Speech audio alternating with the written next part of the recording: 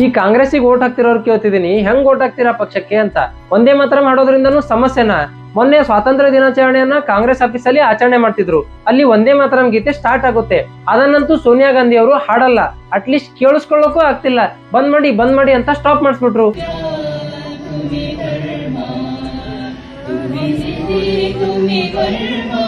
ಇವಾಗ ನಿಮ್ಮ ನಾಯಕಿ ಬಗ್ಗೆ ಏನ್ ಸ್ಪಷ್ಟನೆ ಕೊಡ್ತೀರಿ ಕಾಂಗ್ರೆಸ್ನ ಕಾರ್ಯಕರ್ತರೆ?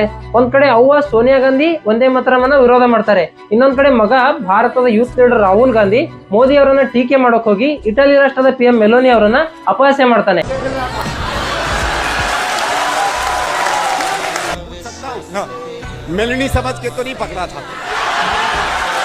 ಇಂಥ ಲೀಡರ್ಗಳು ಇರೋ ಈ ಪಕ್ಷಕ್ಕೆ ವೋಟ್ ಹಾಕ್ತಿರಿ. ಅಪ್ಪ ಆ ದೇವ್ರೇ ಬಲ. ಆಯ್ತು, ಕೊನೆಯದಾಗ ಒಂದ್ ಮಾತು ಹೇಳ್ತೀನಿ ಕೇಳಿ.